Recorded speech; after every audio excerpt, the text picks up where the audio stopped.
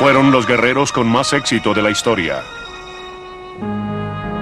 Conquistaron el imperio más grande que el mundo haya jamás visto. En su brutal expansión, se mantuvieron unidos por más de 1000 años.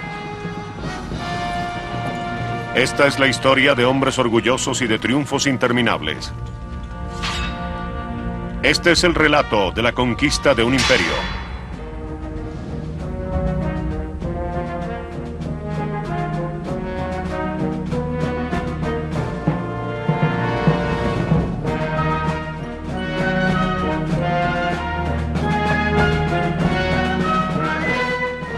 Roma, poder y gloria. Legiones de conquista.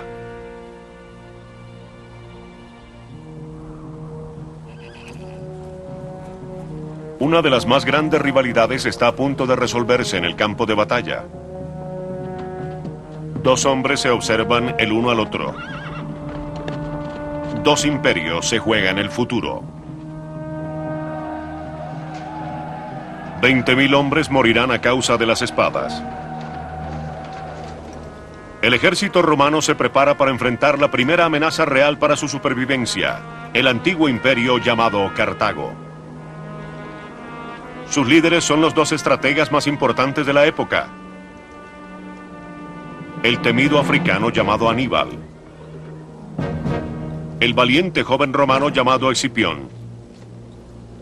Cualquiera que fuese el resultado, su contienda cambiará la faz del mundo para siempre.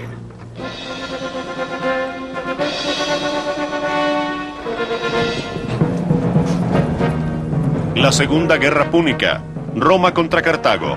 Su crisis final es una confrontación que había durado siglos.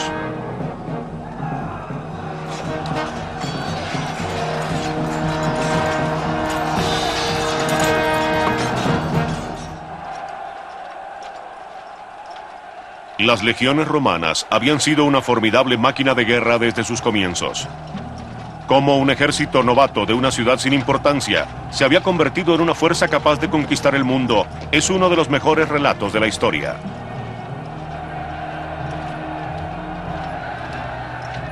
En un comienzo, Roma fue una república democrática, su armada un ejército de civiles.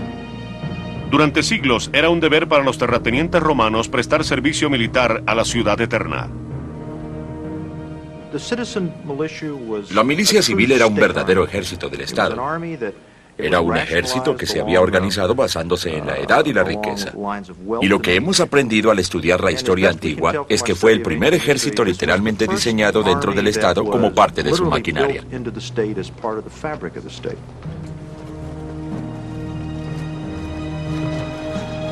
Aunque estos ciudadanos no eran luchadores profesionales, eran las tropas mejor entrenadas del mundo. Parecía que hubieran nacido con armas en sus manos. Nunca tomaron un descanso durante su entrenamiento. Sus maniobras daban la impresión de ser batallas sangrientas, y sus batallas sangrientas maniobras, la victoria llegaba con seguridad y certeza. Josefo.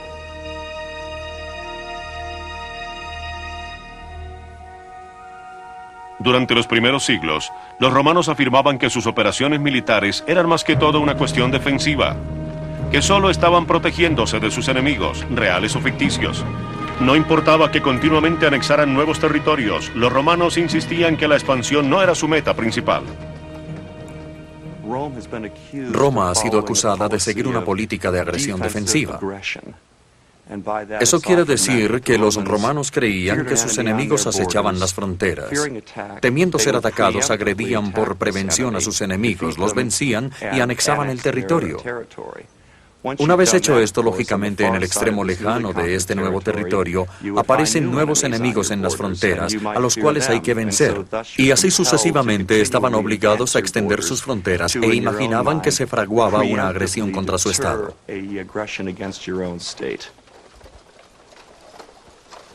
Fue un imperio accidental. Sin embargo, los romanos terminaron realizando constantemente operaciones militares. Batalla tras batalla, los romanos salían victoriosos y la influencia de Roma crecía rápidamente. En el siglo V a.C., Roma era apenas una pequeña mancha en el mapa. Durante las 2 décadas siguientes, Roma conquistaría la mayor parte de Italia central. Además de las constantes batallas y entrenamientos, existían otros secretos que hacían que este ejército tuviera tanto éxito. El talento de la máquina romana no era la invención de nuevas armas o tácticas. Más bien, lo mismo que harían respecto al arte y la tecnología, los romanos se apoderaban de las innovaciones de otros brillantemente. No buscaban lo que hoy en día llamamos una bala de plata, un solo sistema de armas que garantice el éxito en la batalla. Lo que buscaban era enfrentar la batalla de una forma holística, no como un choque de tecnologías, sino como un enfrentamiento de liderazgo, voluntad, entrenamiento, disciplina, tecnología y política. Era un grupo de soldados que siempre se llevaban lo mejor y no les daba vergüenza robarse lo mejor de sus enemigos. De los griegos, los romanos tomaron la mayoría de sus armas y armaduras, como los tradicionales escudos redondos y las penetrantes y livianas espadas. De los galos, una jabalina larga llamada pilum, la cual podían arrojar a más de 30 metros, junto con escudos ovalados muy grandes y armaduras de cota de malla.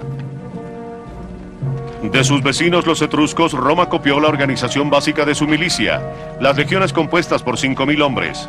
Los romanos sabían cómo sacar partido de toda ocasión.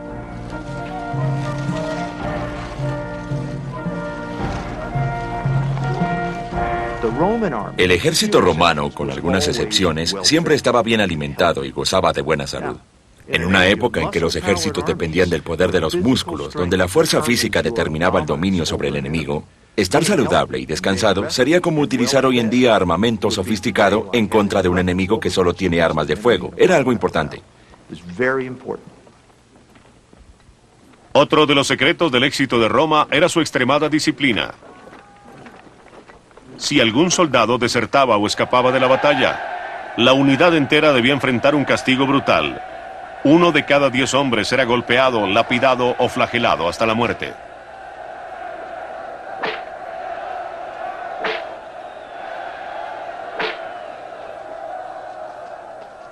Todos los soldados romanos sabían que desertar no era una opción.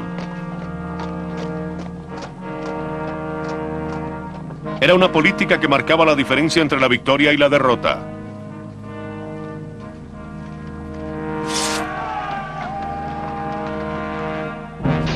En los combates cara a cara del antiguo mundo, desertar era casi siempre la táctica equivocada.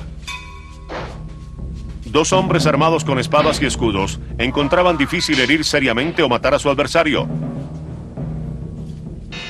hasta que uno de ellos daba media vuelta y huía. Es más fácil apuñalar al enemigo por la espalda o en los costados.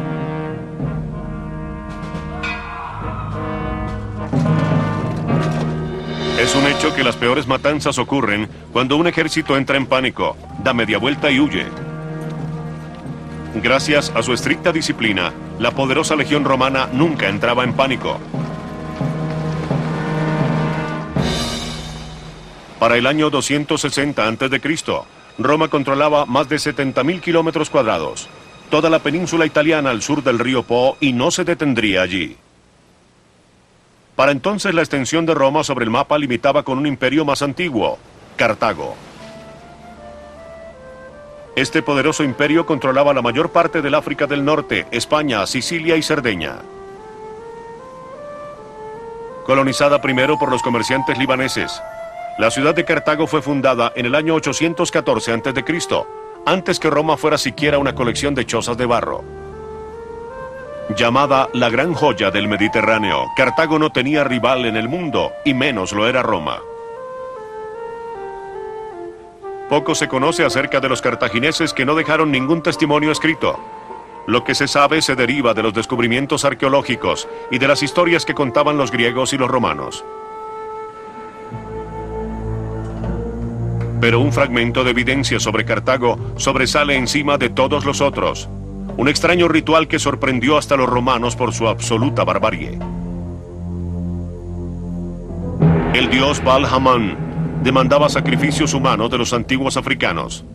Cartago le daba a sus niños. En una ceremonia sagrada, el sacerdote levantaba al niño, Lo estrangulaba y luego quemaba el pequeño cuerpo en un ritual de fuego. Estas piedras talladas señalan las tumbas de los bebés. Hay miles cerca de Cartago.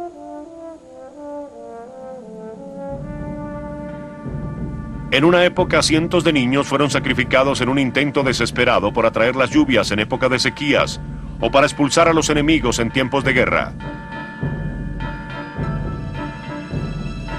Los romanos afirmaban que el sacrificio de los niños era la razón del odio hacia los cartagineses. Pero la verdad era que el imperio africano sencillamente se interponía en el ambicioso camino de Roma.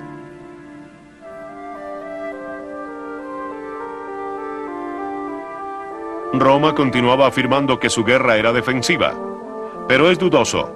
Ni los mismos romanos lo creyeron una vez que sus ojos hambrientos se posaron en África. Año 265 a.C.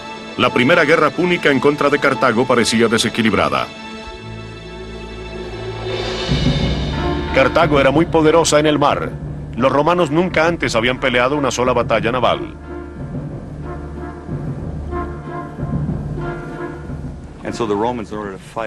Para realizar una batalla naval, los romanos tenían que desarrollar una marina de guerra.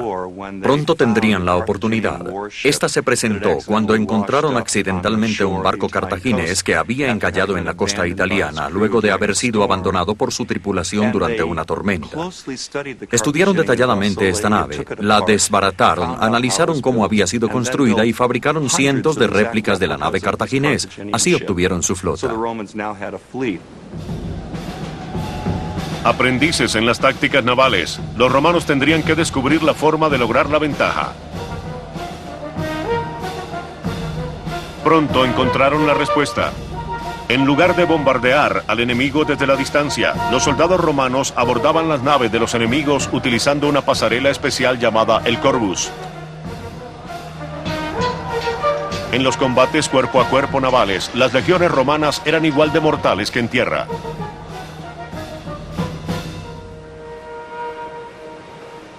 Les tomó 21 años de lucha, pero los romanos finalmente ganaron la primera guerra púnica en el año 241 a.C. Los romanos se apoderaron de las fértiles islas de Sicilia y Cerdeña y obligaron al rey de Cartago a firmar un tratado, en el cual le daban todo el tesoro del estado a Roma. Dicen que un joven fue testigo ese día de la humillación de su pueblo. El hijo de un general cartaginés observaba con rabia, jurando vengarse. El niño se llamaba Aníbal.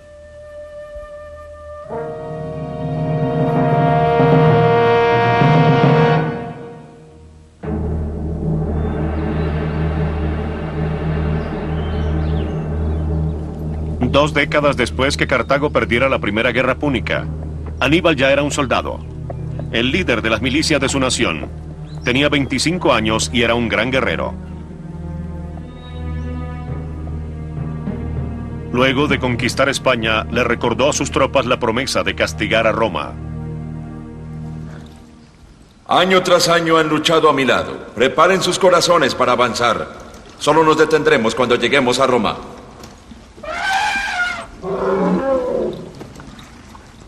Pero atacar a Roma no sería fácil.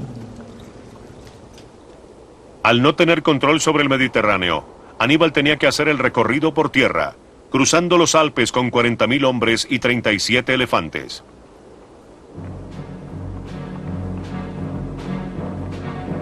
El otoño del año 218 a.C., los hombres y las bestias marcharon penosamente durante meses por un terreno cruel. Su tortuosa parada se extendía a lo largo de 25 kilómetros. Las tropas de Aníbal estaban conformadas por soldados profesionales, bien equipados y bien entrenados. Sin embargo, el largo viaje cobró muchas vidas.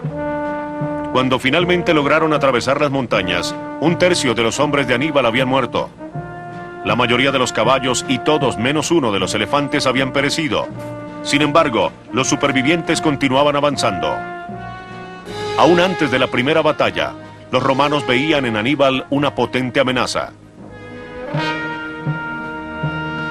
Nunca antes se habían enfrentado unos adversarios tan feroces y temerarios. Cartago siempre había sido enemiga de Roma y ahora traían en sus filas un sinnúmero de españoles deseosos de luchar. Muy pronto estarían reclutando galos con su insaciable apetito de sangre. La guerra llegaría y se pelearía en Italia en defensa de las murallas de Roma. Tito Livio.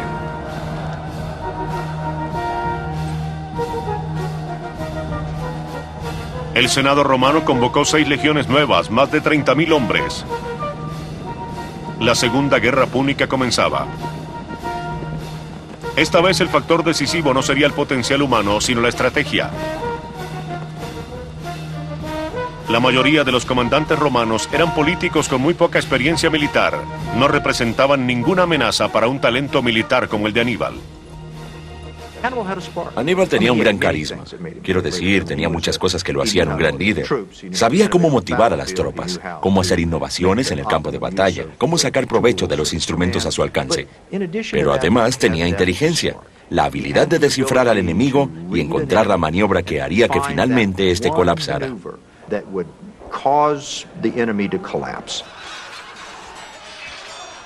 Batalla tras batalla, Aníbal humilló a las legiones romanas. La derrota más devastadora fue la batalla de Canas. Con un número menor de contingentes, logra rodear a los romanos y los masacra. 50.000 romanos, más de la mitad de los soldados romanos fueron eliminados, en la mayor derrota que Roma jamás haya sufrido. Finalmente Roma había entendido lo que realmente Aníbal representaba, una verdadera amenaza para su supervivencia. Durante 15 años, la guerra contra Aníbal continuó, y grandes extensiones del sur de Italia cayeron en su poder. Aníbal nunca perdió una sola batalla, y muchos se preguntaban cuánto tardaría en atacar la ciudad de Roma. Se esperaba que atacara la ciudad, pero Roma estaba fortificada. Aníbal no tenía una artillería de campo adecuada. Sin importar cuántos ejércitos aliados o romanos él hubiera vencido, los romanos siempre conseguían reunir nuevos ejércitos para la batalla. Finalmente, Aníbal falló en su intento de tomarse la ciudad.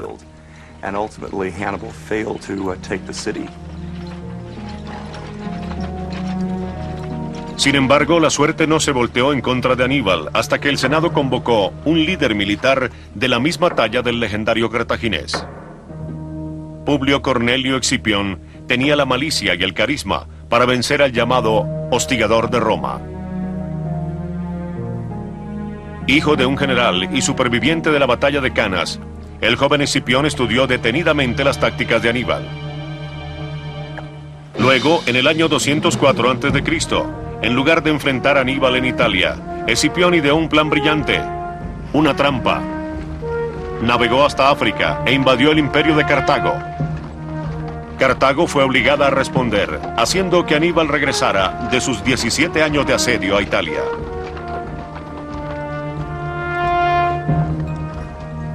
Había llegado el momento de la verdad. Escipión y Aníbal llevarían a cabo una sola batalla para decidir la Segunda Guerra Púnica, la batalla de Sama. Los dos ejércitos se concentraron en el valle de lo que ahora se conoce como Túnez Central. A las afueras de la antigua ciudad de Sama, Escipión enfrentó a su archirrival Aníbal. Se cree que los dos hombres se encontraron cara a cara justo antes de la última batalla en un intento por hacer la paz. Escipión rechazó a Aníbal diciéndole: prepárate para la guerra, ya que evidentemente has hallado la paz intolerable.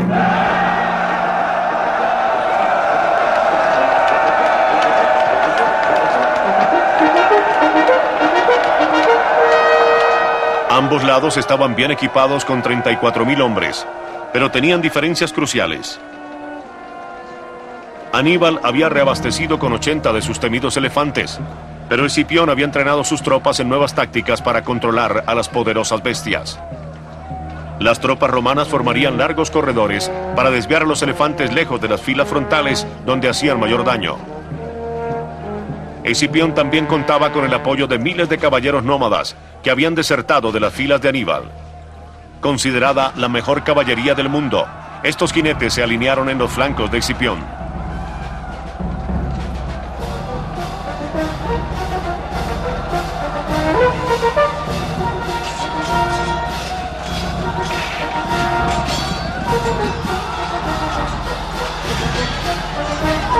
Finalmente, Escipión venció completamente a Aníbal en Sama. Cartago estaba perdida.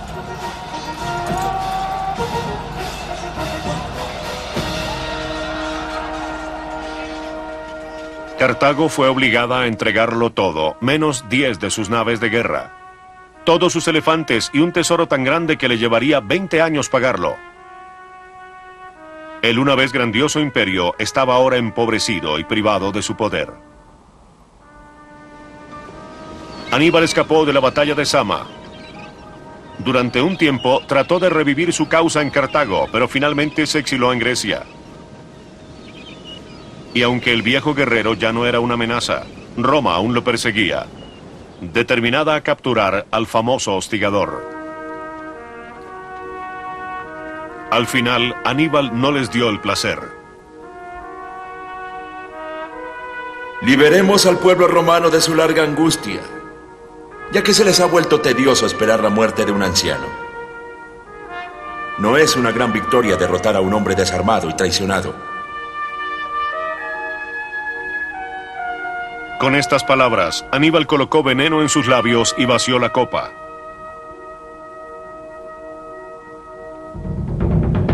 Ni siquiera el suicidio de Aníbal representaba una victoria. Después de tantos años de guerra, Roma aún veía en Cartago un enemigo y no podía aceptar su supervivencia de ninguna forma.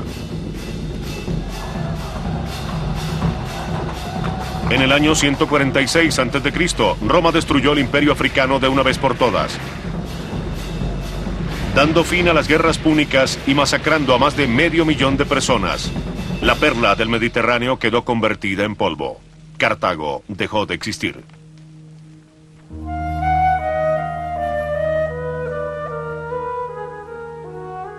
Ahora Roma controlaba todo el Mediterráneo, junto con algunas partes de España, el sur de Gales y la península italiana.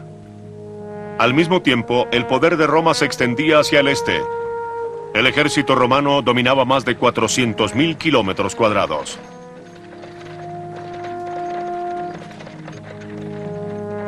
En 3 siglos, una pequeña y apartada ciudad se había convertido en el poder dominante del mundo.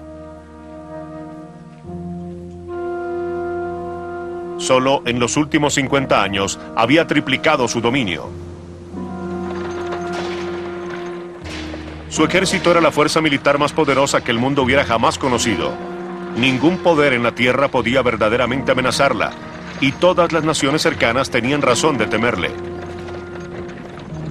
Pero el éxito no detendría su colapso. Un siglo después que comenzaran las guerras contra Cartago, Roma quedó desgastada, tanto financieramente como emocionalmente. Los romanos, fatigados por las guerras, habían perdido cientos de miles de hijos en batallas sangrientas en tierras lejanas. Los soldados que sobrevivían habían estado luchando tanto tiempo por fuera que a duras penas recordaban su tierra natal. Una cosa quedó clara: un ejército no profesional ya no era adecuado para un imperio del tamaño de Roma.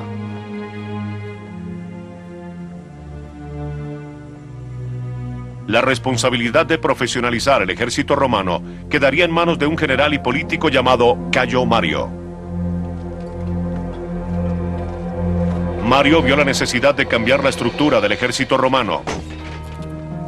Ser soldado sería una carrera, no sencillamente otra ocupación de los ciudadanos.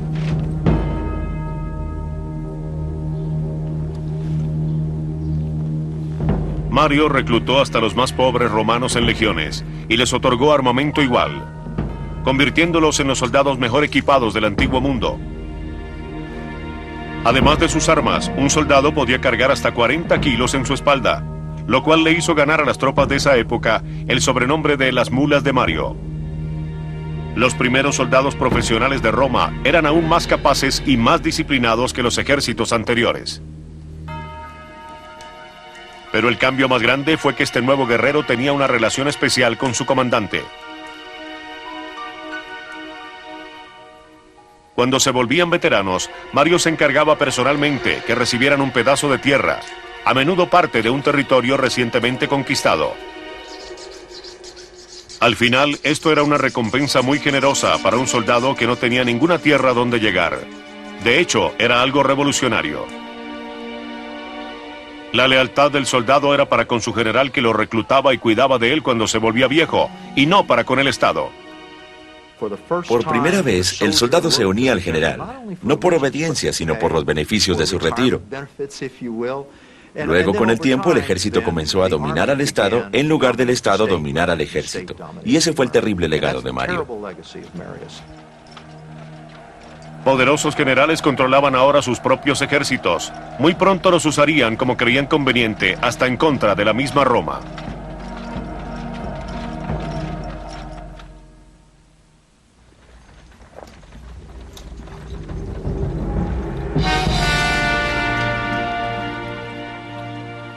En el siglo I a.C., un poderoso general llamado Lucio Cornelio Sula sería el primero en recompensar la lealtad de sus hombres. Y Sula fue famoso por cautivar a sus soldados. Fue Sula más que nadie quien dio el ejemplo. Para seducir y ganarse a los soldados de los otros generales, le daba a sus propias tropas muchas fiestas y gastaba dinero en complacerlos. De esta manera estaba al mismo tiempo fomentando la traición y el libertinaje. Plutarco. En el año 89 a.C., cuando el Senado le ordenó a Sula dar el control de su ejército al Senado, se rehusó y sus tropas permanecieron leales a él. Armado con 6 legiones rebeldes, más de 30.000 hombres, Sula hizo una cosa sorprendente. Avanzó hacia la ciudad de Roma.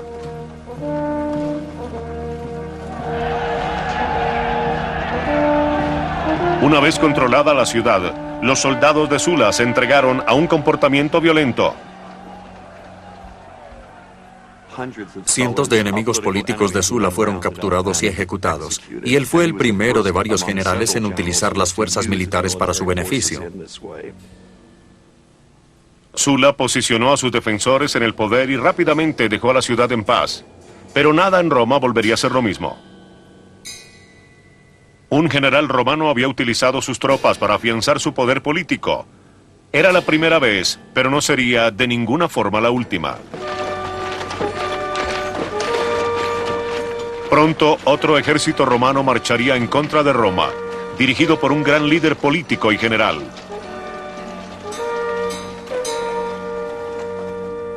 Un hombre llamado Julio César.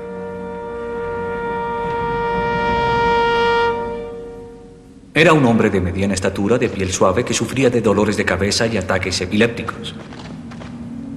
Muy particular en su apariencia personal y su vestir, bien afeitado y muy sensible a causa de su calvicie prematura. Plutarco.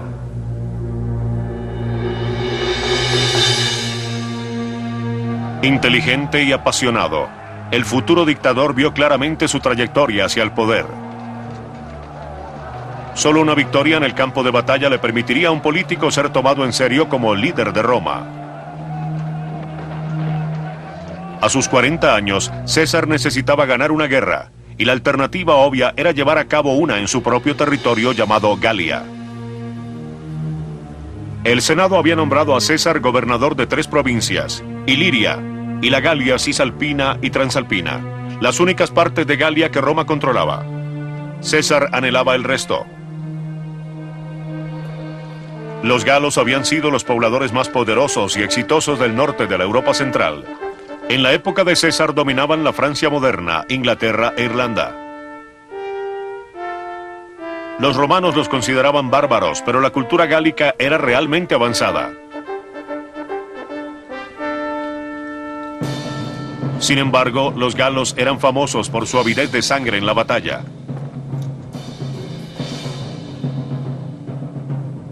Sobresalían por su psicología de guerra. Utilizaban pintura en el cuerpo y se untaban la cabeza de tierra y barro, aterrorizando a los metódicos romanos. 5 millones de galos se interponían entre César y la gloria que tanto anhelaba. Si podía anexar las tierras de la Francia moderna al territorio, incrementaría enormemente su reputación y su poder. En el año 58 a.C., con la excusa de detener la entrada de las tropas galas al territorio romano, César trasladó sus legiones a Galia. Y durante la siguiente década, el valiente general se dio a la tarea de hacer lo que deseaba: conquistar. Tribu tras tribu, batalla tras batalla, César derrotó a los galos una y otra vez. Según el propio recuento de César, fue una masacre. La campaña de Julio César en Galia es muy conocida y la gente la ve como un ejemplo del imperialismo romano. Lo que olvidamos es que César se sentía orgulloso del hecho de haber eliminado a más de 1 millón de galos. Eso es genocidio. Aunque es considerado como uno de los generales más importantes de la historia, César no era un genio táctico. En cambio, tenía una fortaleza formidable y la capacidad de inspirar a otros. César se ganó la devoción de sus soldados marchando al lado de ellos, comiendo la misma comida y durmiendo en el suelo igual que ellos. Durante estas campañas construyó una máquina militar como jamás se había conocido en la historia romana. Formó un ejército con tropas fanáticamente leales a él, particularmente la legión de infantería que luchaba a su lado.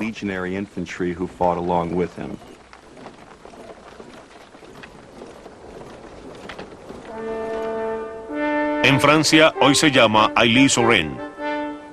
En el año 52 a.C. se la conocía como Alesia, el campo de batalla decisivo para la campaña de César. Los galos estaban comandados por un legendario jefe guerrero llamado Vercingetorix. Para Julio César, este era el momento de la verdad. Rodea Alesia, pero es tomado por sorpresa cuando los refuerzos galos atacan por atrás. Ahora César debe luchar contra 2 ejércitos. Básicamente conducía una batalla por ambos flancos. ¿Qué otro soldado de la antigüedad hubiera podido hacer eso? ¿O qué soldado de hoy habría tenido ese grado de confianza en sus hombres y en su propia habilidad para conducir una batalla en 2 direcciones, 5, 6, cientos de kilómetros lejos de casa? Esa es la marca de la genialidad. Lo superan en número de 5-1, pero las tropas de César eventualmente ganan la batalla, capturando al infame Vercingetorix.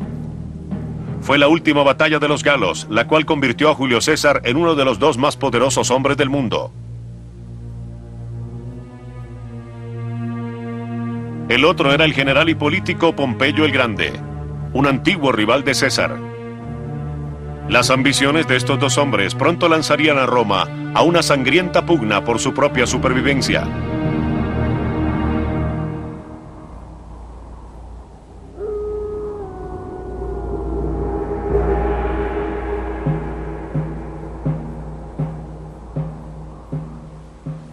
Nunca fue un torrente muy grande o un río importante, pero estaba destinado a tener un lugar en la historia.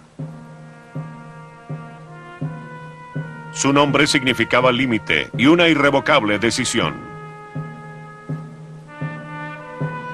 El Rubicón. Para César, en un comienzo significaba una simple frontera al sur de la provincia de Galia. Pronto se convertiría en algo más. El Senado pidió a César que regresara a Roma, pero le ordenó que dejara sus ejércitos atrás. César se encontraba entre la espada y la pared. Tenía que ir a Roma, pero si iba desprotegido, seguramente sería asesinado por los seguidores de Pompeyo. Pensó que no tenía otra alternativa sino confiar en la lealtad de sus hombres. Reunió sus tropas y les dijo: estoy siendo insultado por el Estado. ¿Creen que esto sea algo justo?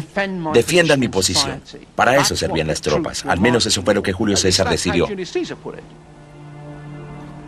Era un serio juego de ajedrez que utilizaba ejércitos de verdad. En el año 49 a.C., en abierto desafío al Senado, César marchó con su ejército fuera de Galia y atravesó un pequeño riachuelo.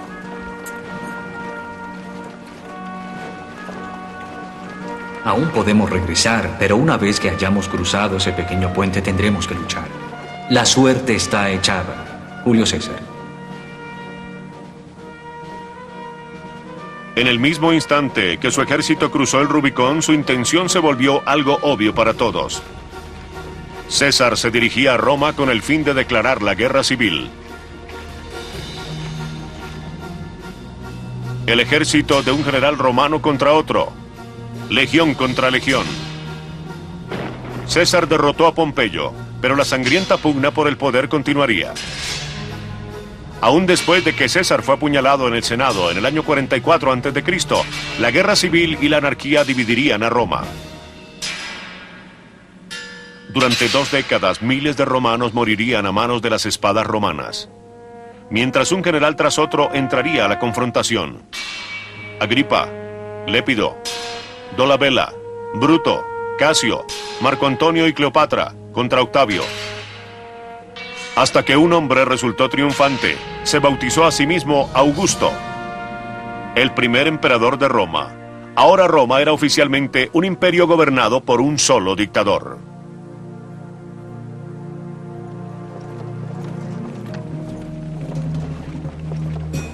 El ejército finalmente tenía un solo comandante y había encontrado la paz. El ejército imperial, por mandato de Augusto, el primer emperador, hizo juramento de lealtad no hacia el Senado, no hacia la gente de Roma, sino hacia el emperador personalmente. Un juramento individual de obediencia. El emperador pagaría sus salarios y les otorgaría las tierras que los veteranos esperaban obtener después de prestar su servicio. Por lo tanto, el ejército estaba fuertemente ligado al emperador. Durante un tiempo, Augusto resolvió la crisis de la lealtad del ejército pronunciándose como único comandante. El primer emperador de Roma comprendió que debía controlar el ejército si quería controlar a Roma. El crecimiento del imperio había disminuido, pero defender sus vastas fronteras se había convertido en una gigantesca y costosa tarea. Lo que Augusto intuía era simplemente que el ejército romano se había extendido demasiado lejos y demasiado rápido, y que el ejército había agotado sus capacidades tratando de defender un territorio tan grande. Así que se dio una pausa. Por primera vez, Roma comenzó a darse cuenta que su expansión no era ilimitada. En su testamento, Augusto advierte a los futuros gobernantes sobre los peligros que puede acarrear un imperio demasiado grande. El territorio romano continúa expandiéndose hasta el siglo I después de Cristo, pero en una forma más lenta. Augusto anexó Egipto y extendió la frontera norte hasta el Danubio. El emperador Claudio finalmente anexó Bretaña en el año 43 después de Cristo, pero perdió algunas tierras debido a los levantamientos. Las rebeliones en las provincias se tornaron cada vez más frecuentes. Una y otra vez se levantaban las voces de los disidentes de las diferentes culturas que despreciaban la tiranía romana. Los romanos eran hombres muertos, saqueadores del mundo que habían agotado la tierra por su delincuencia indiscriminada. Un enemigo adinerado excita su deseo por la riqueza. Uno pobre su deseo de poder. El robo, las masacres y las violaciones, a eso llaman gobierno. Crearon un desierto y lo llaman paz. Cágico.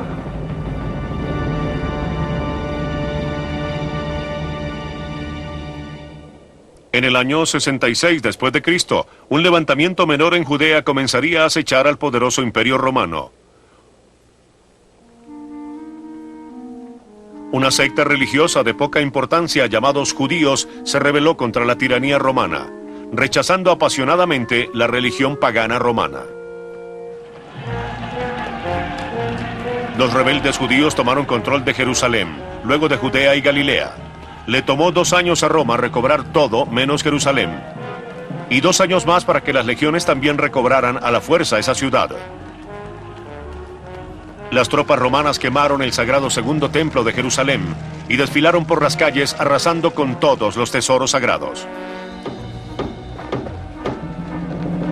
Asesinaron a aquellos que se cruzaban en su camino y quemaron sus casas junto con las personas que había escondidas dentro. Los soldados atravesaron con sus espadas a tantas personas que taponaron las calles con los cadáveres y tiñeron la ciudad con sangre. Tan grande era el flujo de sangre que a veces apagaba las llamas. Josefo.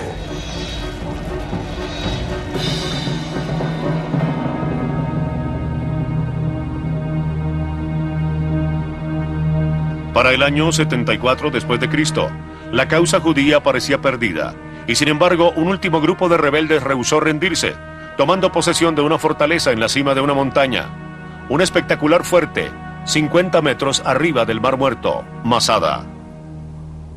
Atrincherados en la cima de esta montaña, los 960 rebeldes observaban desde arriba la legión romana compuesta por 5.000 soldados. Los inquietantes contornos de sus campamentos aún pueden verse hoy. Las tropas romanas eran expertas en sitiar los lugares y contaban con catapultas, hondas y teas. Pero la natural fortaleza de Masada resultó muy empinada para que la artillería pudiera hacerle ningún daño desde tierra. Utilizando miles de judíos esclavos y sus propios soldados, los romanos comenzaron a construir una enorme rampa de piedra y tierra hasta la cima de la montaña. Aunque la construcción les tomaría todo un año, las legiones sabían que el tiempo estaba a su favor. Fue una campaña lenta y dramática, de una ingeniería meticulosa, que le demostraba a todos que el ejército romano simplemente no podía ser vencido.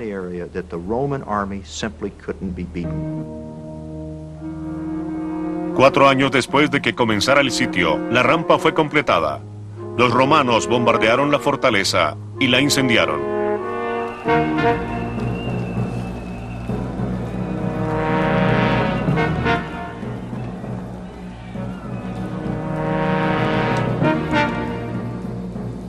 Los romanos regresaron a sus campamentos para atacar al enemigo a la mañana siguiente. Durante la noche vigilaron por si alguno quería escapar.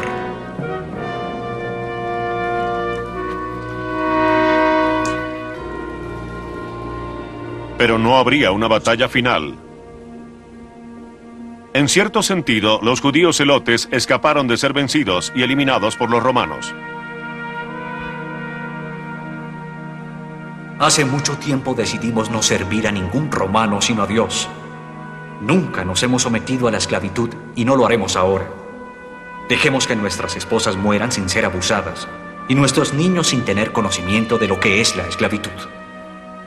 Ben Yair.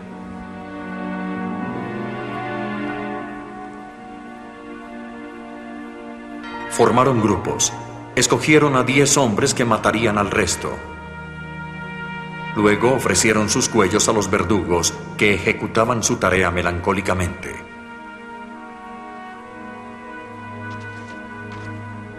El que quedó de último examinó a los que habían muerto. Luego, con gran determinación, se clavó una espada en su cuerpo.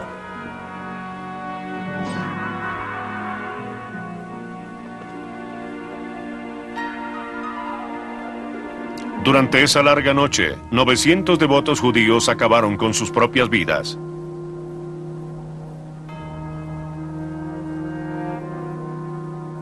Cuando los romanos descubrieron los cadáveres, no los trataron como si hubiesen sido sus enemigos, sino que admiraron la resolución que habían demostrado al quitarse la vida y despreciar la muerte.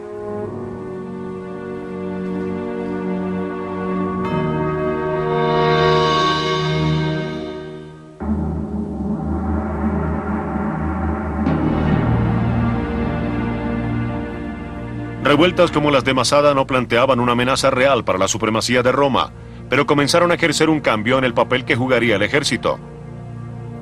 Los levantamientos continuaban inquietando al imperio, y poco a poco convirtieron al poderoso ejército conquistador romano en un ejército de ocupación. Trajano fue el último emperador romano que anexó territorios al imperio. Bajo su mando, en el año 117 después de Cristo, el imperio romano alcanzó a tener hasta 3 millones de kilómetros cuadrados. Trajano anexó la Rumania de hoy en día, Armenia y tierras al este, expandiendo el imperio a su tamaño más grande. Muy pronto tuvo que gobernar un territorio que llegaba hasta el Golfo Pérsico. Las legiones ahora patrullaban una extensa frontera que iba desde el desierto del Sahara hasta los helados Cárpatos. A partir de este momento, Roma se concentró en vigilar su imperio. Los días de la conquista habían terminado. El emperador Adriano formalizó esta política. Adriano tenía el presentimiento que el imperio se había extendido hasta el límite, e hizo dos cosas. Retiró al ejército de las fronteras y construyó una serie de magníficas fortificaciones.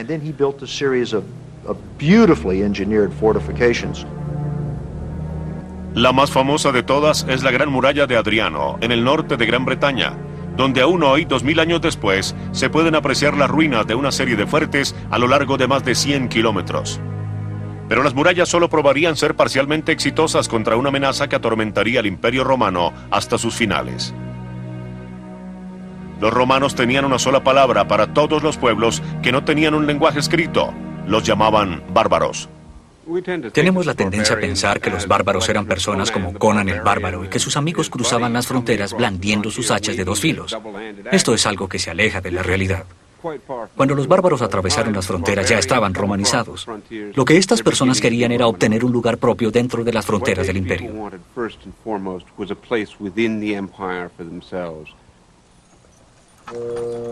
Nadie sabe a ciencia cierta la razón por la cual comenzaron a invadir el sur de Europa durante el siglo II después de Cristo.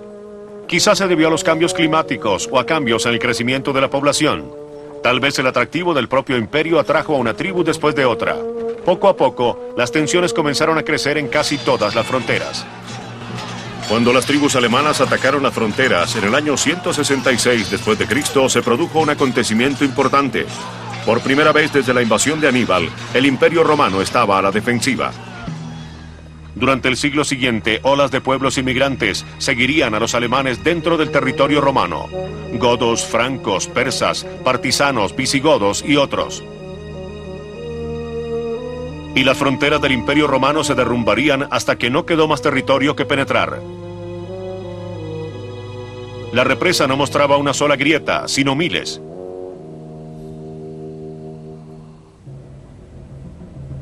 Y para el siglo III después de Cristo, los bárbaros eran tan solo una de las múltiples crisis que el imperio debía afrontar. Era una época en la cual era más seguro que un emperador muriera asesinado a que muriera por enfermedad.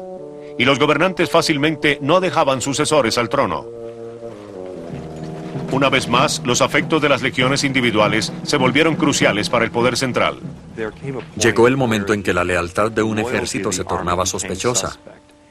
Particularmente en el siglo III después de Cristo, cuando el imperio enfrentaba las incursiones de los bárbaros en sus fronteras, la plaga y una inflación rampante. Algunos ejércitos nombraban a sus propios comandantes como emperadores y luego entraban en Roma tratando de tomarse el poder. Era una receta para la anarquía y el desastre. Legiones feudales proclamaron 30 emperadores diferentes en un periodo de solo 23 años.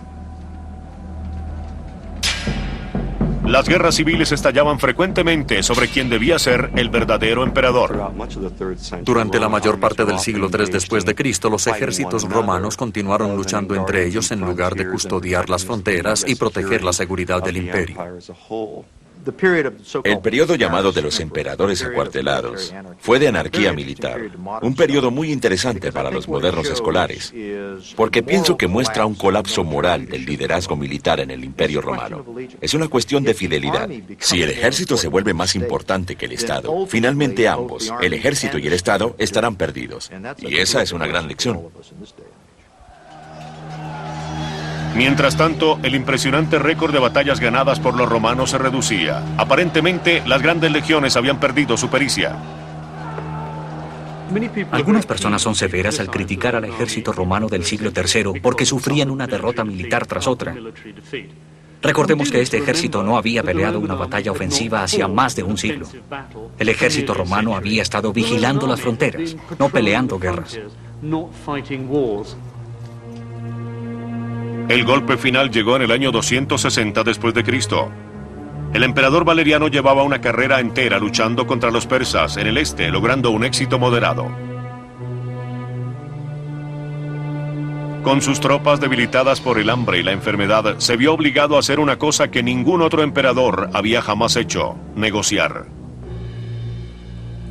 Pero cuando Valerio llega a lo que hoy en día se conoce como Irak, es tomado prisionero. Al emperador del Imperio Romano se le obliga a arrodillarse para que el rey persa pueda pisar sobre su cuello. Es un golpe devastador para el orgullo romano. Shapur llevó al derrotado Valeriano a su Capitolio, donde murió. Lo hizo despellejar. Le tiñó la piel de carmesí, luego lo disecó y lo exhibió en el templo principal. Para los romanos, era el símbolo de la absoluta humillación militar a manos de una potencia extranjera.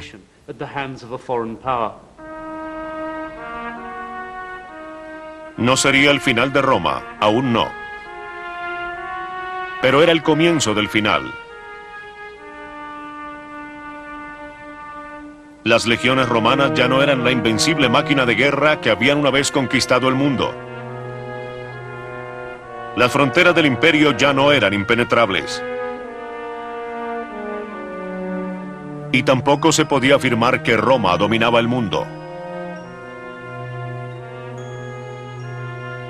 Un siglo después de que los primeros bárbaros entraran al imperio, un antiguo romano vio en este momento lo que en realidad era. Nuestra historia ahora se precipita desde un reino que antes era de oro a uno de óxido y hierro.